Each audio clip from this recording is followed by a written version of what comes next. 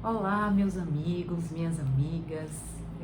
Bom demais estar aqui com vocês, dedicar esse momento a conhecer melhor a nossa doutrina, aquilo que ela vem nos ensinar, agregar em nossa vida. A gente tem caminhado e é uma necessidade que se faz, é algo que é presente, a necessidade de entendermos melhor os processos da vida, como temos vivido, como fazemos a nossa caminhada. E com certeza, a doutrina espírita em muito nos ajuda em todo esse processo. No processo em que eu posso me conhecer melhor.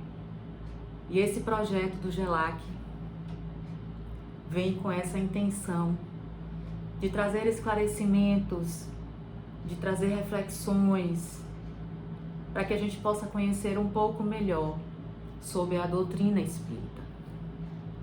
E nessa noite eu trarei para vocês o tema dos vícios, os vícios sociais, os vícios morais, as paixões, onde isso se encontra na doutrina, como a gente pode vencer essas paixões, como a gente pode vencer esses vícios.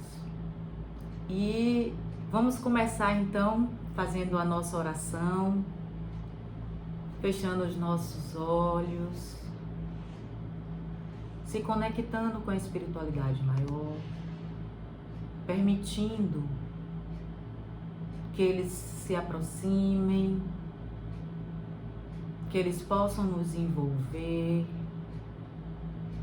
fazer toda a asepsia da nossa casa, do ambiente onde a gente esteja, das pessoas que se encontram conosco neste momento, mesmo que não estejam ouvindo, assistindo ao vídeo, mas que possam ser beneficiadas pela espiritualidade. Envolve-nos no teu amor, Pai, na tua misericórdia, na tua luz. Nos ajude a guiar as nossas vidas, as nossas trajetórias. Eu sei que os processos vividos têm sido processos difíceis, mas não impossíveis de serem enfrentados.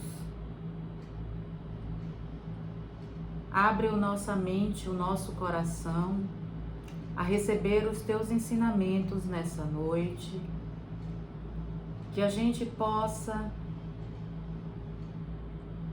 de verdade sair um pouco melhor depois dessa doutrina, depois das explicações, depois dos conteúdos que serão expostos. Nos envolva numa atmosfera de paz e de amor, e deste lugar começaremos esta caminhada, que assim seja. E desse lugar de paz, de serenidade, que a gente vai começar nessa noite a falar sobre os vícios sociais, sobre os vícios morais, sobre as paixões. É importante que eu traga aqui inicialmente que somos espíritos criados simples e ignorantes, mas à semelhança do nosso Pai. Claro que não somos perfeitos, claro que ainda não conseguimos compreender as virtudes e compreendermos melhor as nossas próprias questões, porque estamos em uma jornada evolutiva. estamos em busca de acessar esta centelha divina que existe dentro de cada um de nós. Como eu comecei falando, nós somos a semelhança do Pai. E é óbvio que fomos criados simples e ignorantes, e o Criador não iria criar imperfeição em nós. Na verdade, nós que, através das escolhas, através da falta de consciência, vamos nos tornando imperfeitos. E é importante que a gente saiba disso, porque a caminhada evolutiva se torna mais consistente quando eu compreendo que ela não é impossível, que ela é algo tangível, que ela é algo que pode e deve acontecer. Porque somos frutos desse Pai onipotente, onipresente, onisciente. E, portanto, temos o que há de melhor também dentro de nós, que precisa ser acessado. E o tema da noite, falando já sobre ele um pouco, sobre os vícios, né? O que seriam esses vícios? Quais seriam as paixões? A paixão é de todo ruim, não é? Como eu posso sair dos vícios e entrar nas virtudes? Como eu desenvolvo esses vícios? O que é que acontece quando eu estou viciado? E é mais ou menos por esse lugar que vamos caminhar. E é importante que a gente esteja aqui com o coração aberto. O objetivo não é fazer julgamentos, o objetivo é acessar o processo de autoconhecimento. Fazer com que eu, de fato, me perceba diante dos vícios, diante das paixões, e como isso pode ser modificado, como isso pode ser transformado a partir da minha tomada de consciência.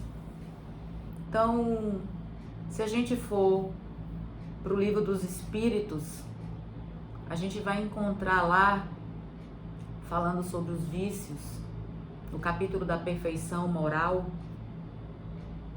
ele fala sobre as paixões, ele fala, o livro, sobre o egoísmo, sobre os vícios, de um modo geral.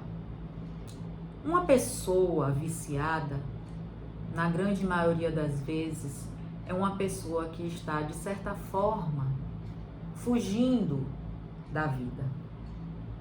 É uma pessoa que não enfrenta a vida e, por isso, se torna dependente de uma substância, de uma pessoa, de um objeto.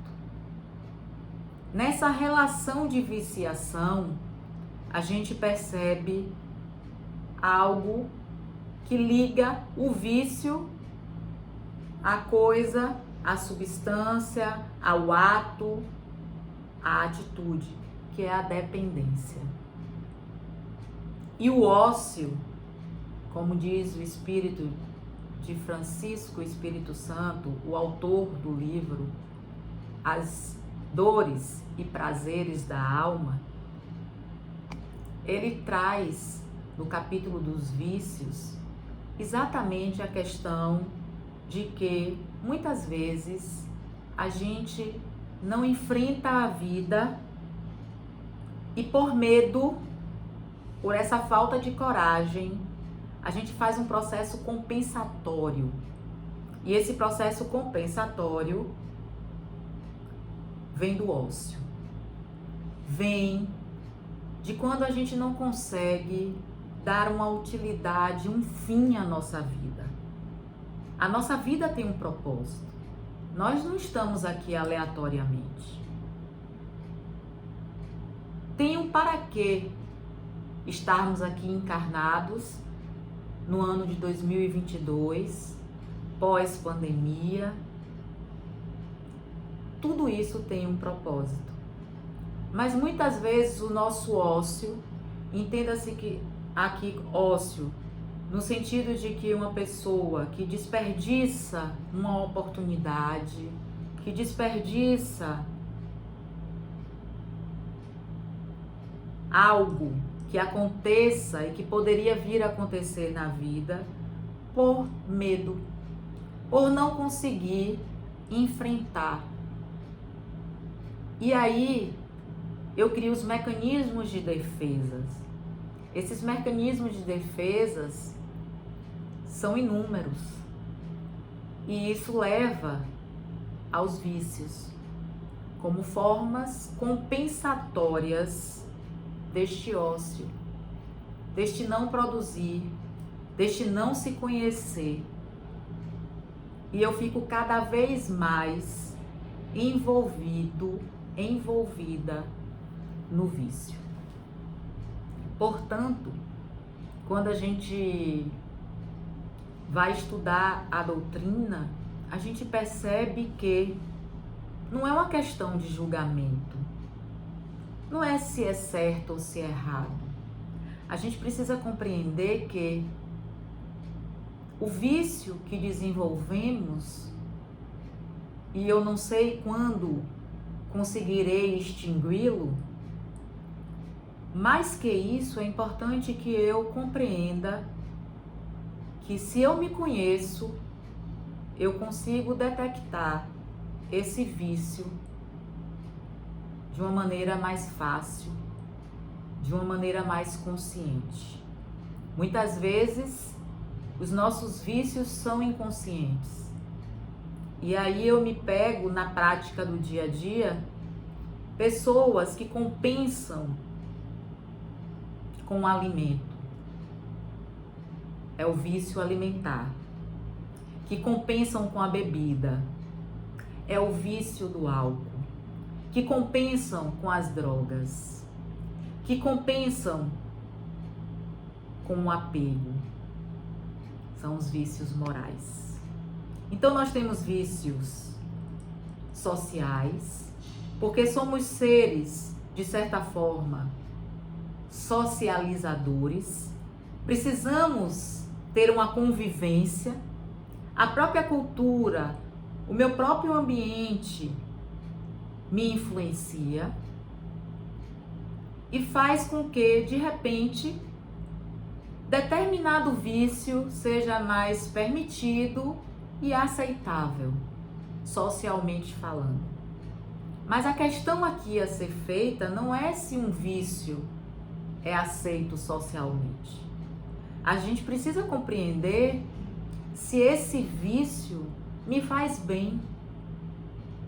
Se esse vício não está ali para esconder algo que se encontra mascarado através do vício. Então aqui não é o que me convém, é o que precisa e deve ser feito. Porque muitas vezes a gente pode achar que aquilo, por conta da nossa ignorância, é o melhor. Mas diante desse estado de ignorância, falta de consciência, aquilo não pode ser o melhor. Então é uma questão de fazermos de acordo com o que é de fato necessário ser feito. Eu tudo posso, mas nem tudo me convém. É mais ou menos assim que funciona essa dinâmica do vício. Então, muitas vezes, para não enfrentarmos as questões, às vezes relacionadas com os meus pais, com um processo num relacionamento, eu utilizo do vício do alimento. E quantas vezes a gente não se pega ansiosa, ansioso e desconta na comida?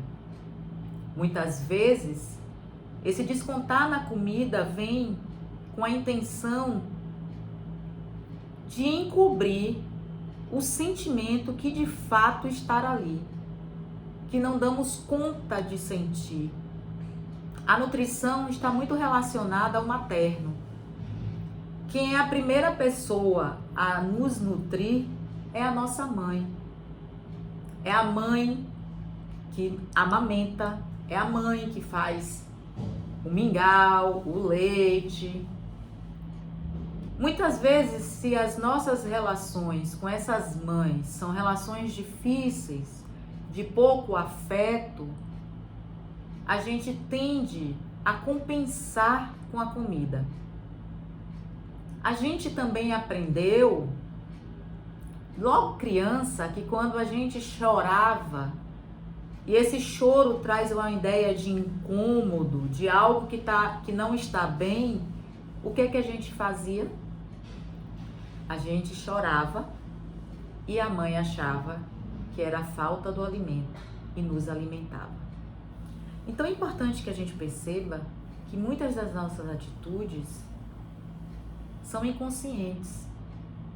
E quantas vezes, por conta dos incômodos da vida, fazendo um processo associativo, a gente usa o alimento para suprir, entre aspas, porque não vai suprir,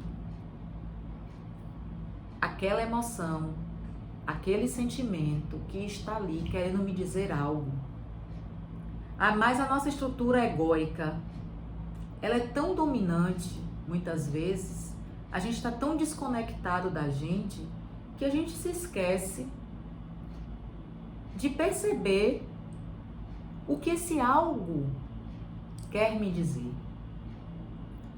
Ao invés de ir para a compensação alimentar. Essa é a mesma dinâmica que funciona com o álcool, com as drogas. Na grande maioria das vezes, essas substâncias são utilizadas porque existe algum processo interno acontecendo em mim. E como não somos educados para observarmos o que nos acontece, muito pelo contrário, muitas vezes somos educados a reprimir aquilo que está ali de emoção e sentimento, a gente compensa. Então a gente compensa a falta de afeto com a comida, com a bebida, com a droga, com o sexo.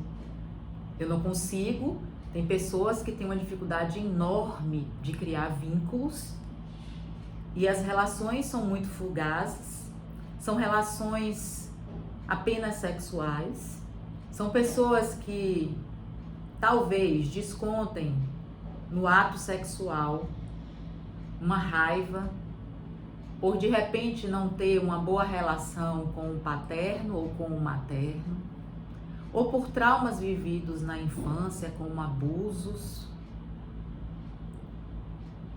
A depender disso aí, dessa carga emocional que eu traga, eu vou utilizar do sexo para compensar aquilo que eu não dei conta de olhar.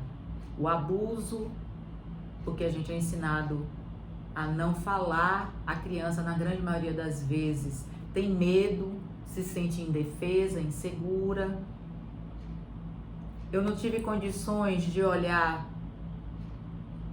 que dentro da minha família existia uma estrutura de traições, e aí eu passo a ter o mesmo comportamento por lealdade familiar que o do meu pai. E assim a vida vai acontecendo e vai passando, porque esses vícios vão nos dominando pela ignorância que temos. Eu não estou querendo dizer aqui que o fato da pessoa gostar de uma boa comida, gostar de tomar uma bebida, gostar do ato sexual, ela seja uma pessoa viciada. A gente está falando aqui do excesso.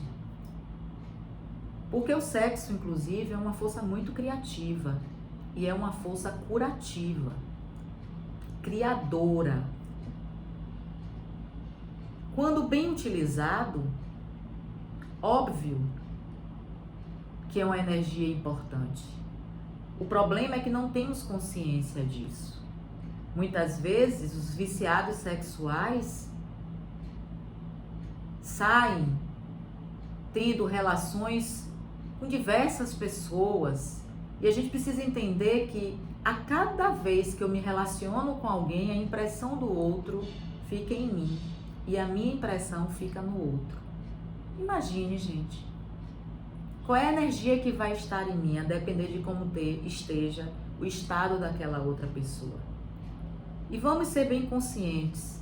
Óbvio que se eu atraio, se eu sou uma compulsiva, a minha frequência está vibrando na compulsão sexual.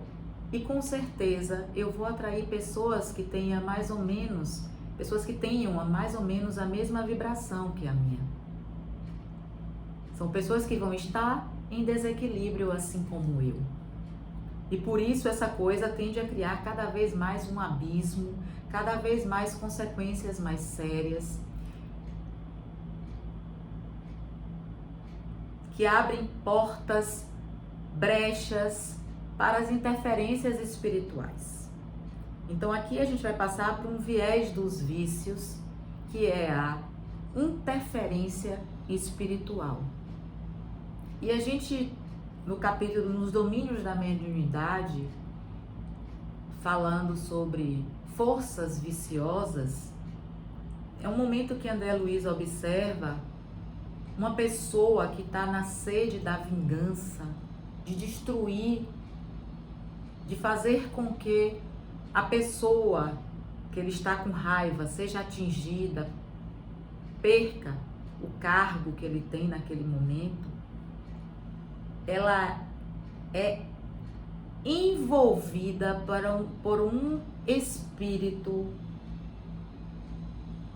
por vários espíritos, de modo a retroalimentar ainda mais todo aquele processo de vingança naquele homem que se encontra encarnado. Então, eu não posso deixar de trazer aqui que os vícios é uma porta aberta para as influências espirituais. Então, muitas vezes, por não assumirmos as nossas responsabilidades diante dos nossos processos de vida, a gente fala que a influência espiritual me faz ter um vício. Mas eu preciso que vocês comecem a entender que a responsabilidade é nossa, que a vontade é nossa, que a escolha pelo vício é nossa. Mesmo que essa escolha não esteja tão consciente, mas sou eu que compro a comida, que compro a bebida, que compro a droga, que me utilizo do sexo. Então é importante que a gente perceba que existe uma vontade aí, aliada a ser viciado ou não ser viciado. E existe uma interferência espiritual. Então sou eu que escolho me drogar e a partir dali eu abro brechas para que espíritos que estejam na mesma sintonia fiquem conectados comigo. E aí a gente vê formas de obsessão, formas de obsessões terríveis, simbióticas, chegando a quase uma possessão, onde a pessoa não consegue, de fato, estar no domínio da sua consciência, de tão subjugado que já se encontra. Se a gente for no filme de Divaldo, O Mensageiro da Paz, a gente vai ver uma cena em que um homem que bebia, estava no quarto e todos aqueles obsessores que se nutriam daquele ato de beber ali acompanhando aquela pessoa. Então, gente, o que a gente precisa despertar é que o vício é uma escolha minha e que ele é uma porta para que eu fique vulnerável a uma influência espiritual não tão boa.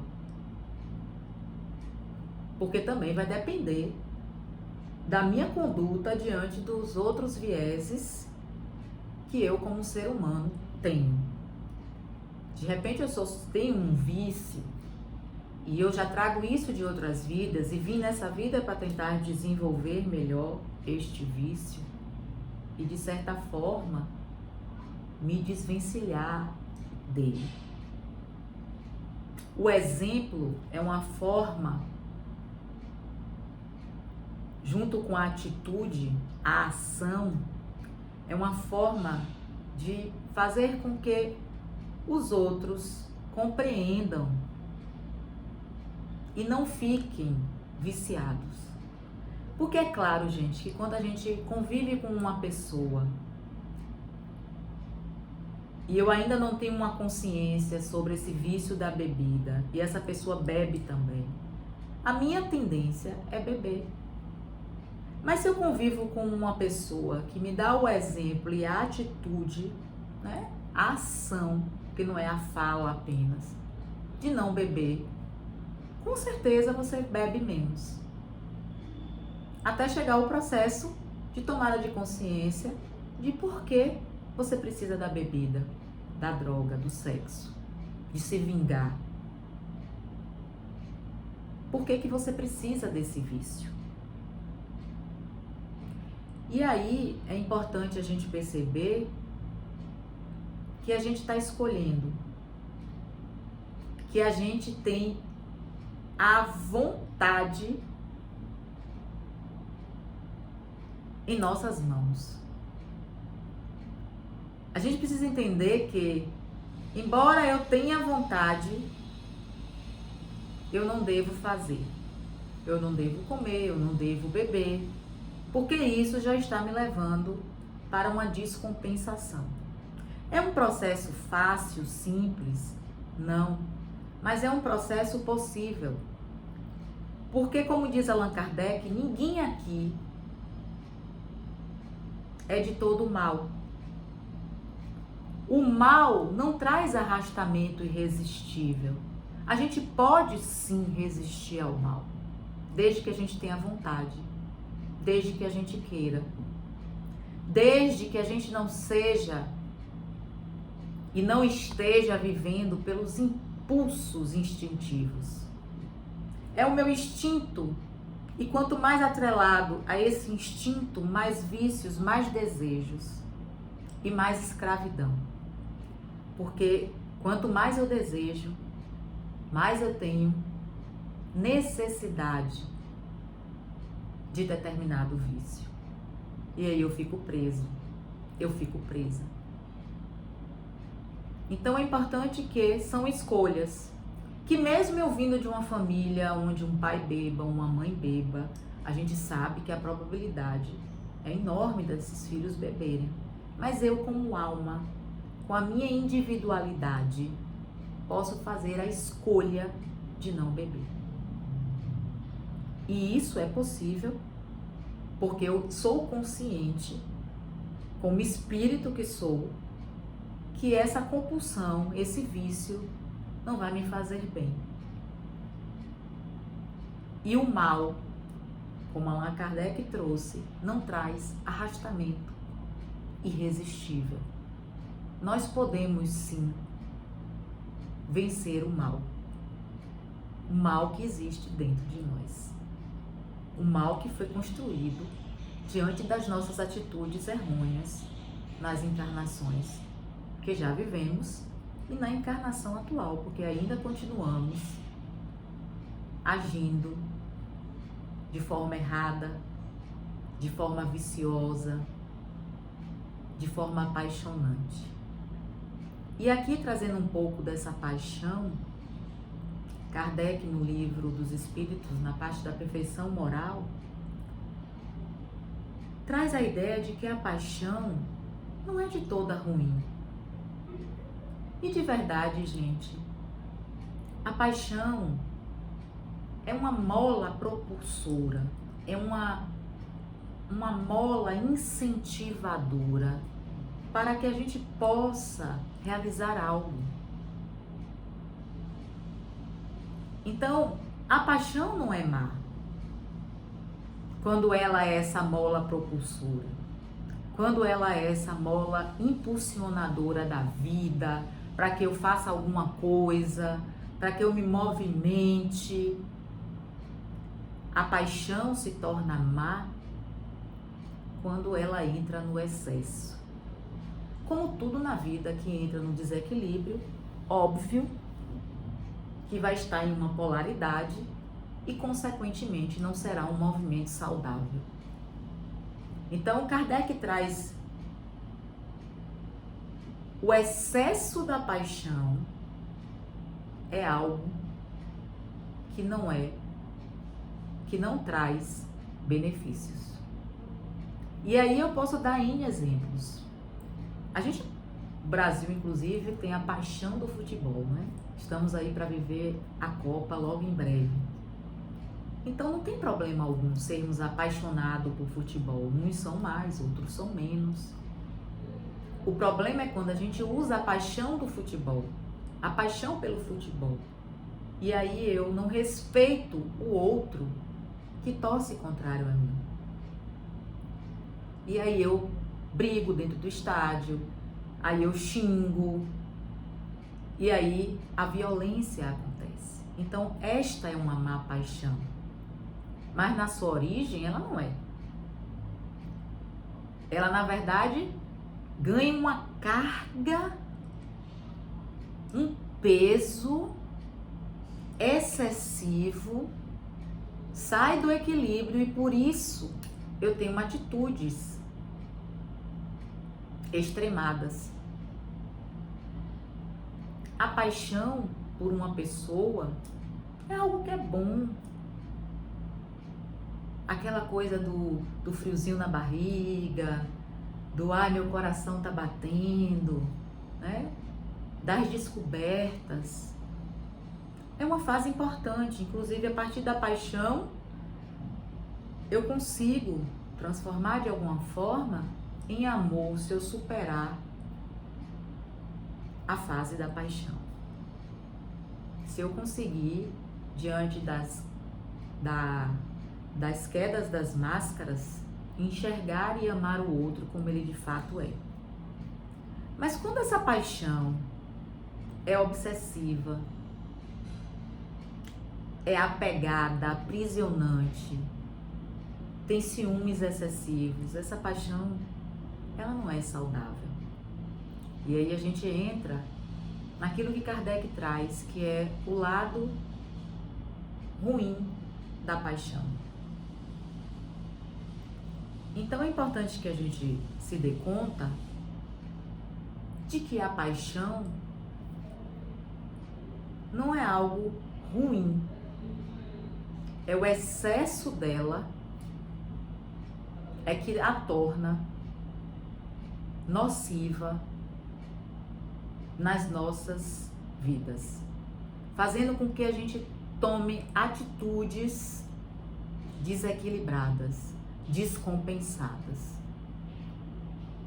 A paixão é uma mola importante no sentido de fazer com que eu realize algo, conquiste algo. E o importante também deste processo é que cabe a mim vencer as más paixões. Existem inúmeras más paixões que a gente muitas vezes traz de outras vidas durante essa caminhada que a gente vem tendo. Só que eu é que preciso ter a vontade, assim como diante dos vícios, de vencer. E para isso é fundamental o autoconhecimento. Se eu não sei quem eu sou, eu não sei o que fazer. Jesus disse: conhecereis a verdade e ela vos libertará. É a verdade do autoconhecimento que nos liberta, que nos faz ampliar horizontes, que nos faz perceber o que de fato temos que melhorar, temos que mudar, ou temos que só parar de fazer.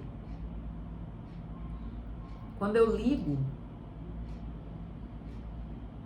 a minha força interna, a minha consciência, eu consigo ter as respostas para tudo que na minha vida precisa ser feito.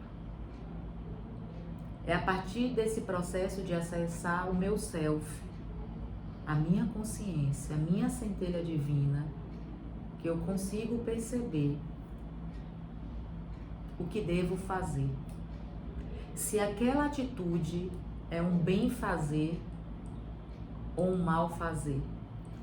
Se aquela paixão é uma boa paixão ou é uma má paixão. Até quando vamos permanecer cegos, paralíticos, espirituais? Essa é uma escolha de cada um de nós. E essa escolha é feita diariamente. Todos os dias escolhemos o quanto permanecemos inconscientes ou mais conscientes dos nossos próprios processos. A vida é cheia de possibilidades. Até nos momentos mais difíceis, nós podemos sim fazer diferente. Nós podemos estar exercitando as nossas virtudes diante das dificuldades. E a gente pode encarar os processos diários com mais leveza, com mais serenidade. Se alguém morreu, eu preciso me desapegar e compreender que aquela pessoa concluiu a sua jornada aqui na Terra. A saudade, claro que vai existir, mas não necessariamente a dor precisa permanecer. Porque para quem acredita em uma doutrina espírita, sabe que esse afastamento é temporário, é transitório. E que muito em breve estaremos juntos, se formos, de verdade, almas afins. Se um relacionamento termina, se um ciclo se fecha, é necessário que eu desapegue, é necessário que eu compreenda que neste momento foi assim que aconteceu. E eu daí entenda que a vida está querendo me mostrar algo. Está querendo talvez fazer com que eu saia do vício, do apego, da dependência. E possa aprender a amar de forma mais saudável. Porque cada ciclo em nossa vida que se fecha é para que a gente compreenda que o aprendizado ainda não foi feito. Ou o aprendizado foi feito e esse novo ciclo virá de uma forma completamente diferente. Então, tudo, gente, tudo tem um propósito. E se a gente for compreender a impermanência da vida, a gente compreende que tudo está certo, tudo aconteceu como realmente deveria acontecer. E aqui eu vou trazer um conto onde um fazendeiro tinha uma fazenda, era um homem muito rico, E seu filho amava cavalos e esse fazendeiro tinha muitos cavalos de raça pura, selvagens. E certa feita, esse filho saiu com um cavalo, deixou esse cavalo preso e começou a contemplar a natureza. Mas o cavalo se soltou e ele não viu e fugiu. E era um cavalo muito, muito caro. Ele volta para casa triste, pensativo. Como é que eu vou dizer isso a meu pai? E falou para o pai. Aí ele, nesta hora, tinha um vizinho do lado do pai que fez: poxa, que azar o do seu filho, perdeu um cavalo tão nobre, tão caro. E o sábio fazendeiro disse: pode ser azar, mas pode ser sorte. E aí, no outro dia, esse filho inconformado diz que vai em busca desse cavalo porque ele vai conseguir encontrar naquelas terras. E sai desbravando com essa intenção. E sabe o que acontece? Ele não só acha esse cavalo, como também um outro cavalo que se encontrava perdido. E volta à fazenda todo feliz e chega até o seu pai e diz: pai, eu recuperei o nosso cavalo e ainda achei um outro. E por coincidência o vizinho também estava lá e fez: nossa, quanta sorte! E o fazendeiro muito sábio disse: pode ser sorte ou pode ser azar. No outro dia, o filho do fazendeiro foi tentar domar este cavalo. E lá, domando o cavalo, ele cai, se machuca e sua perna é quebrada. Ele precisa engessar. E o vizinho chega para o fazendeiro e fala: nossa, quanto azar! E o fazendeiro diz para o vizinho, novamente, de maneira muito sábia: pode ser sorte, mas pode ser azar. No outro dia, tem-se a notícia de que está acontecendo uma guerra e que meninos novos estavam sendo recrutados para se tornarem soldados. Mas o filho deste fazendeiro não fora para o campo de guerra, porque estava com a perna quebrada. Então, meus amigos, minhas amigas, tudo na vida é muito relativo. Tudo na vida pode ser uma sorte, mas pode ser um azar. Pode ser um azar, mas pode ser uma sorte. Tudo depende de como nos olhamos e observamos e agimos diante daquilo que a vida nos traz. É importante que saiamos da pequenez, do nosso olhar infantil, para que a gente possa ampliar a consciência e enxergar muito melhor os processos que nos acometem. Nada é por acaso, tudo tem um propósito. E o propósito maior será sempre o de fazer com que a gente cresça, o que é que a gente amadureça, para aproveitarmos a jornada espiritual que aqui, como encarnados, viemos realizar. Então, que a gente possa fazer das nossas dificuldades as alegrias, as certezas de um momento melhor. Porque a dor ainda é um instrumento necessário para essa caminhada evolutiva. É o modo como olhamos para a dor é que faz com que essa caminhada seja mais plena, leve e harmônica, e principalmente em paz. Muita paz no coração de cada um de vocês. E vamos encerrar agora este momento, fechando os nossos olhos, agradecendo ao Pai todas as oportunidades que nos são dadas para o crescimento, que a gente possa ampliar a nossa visão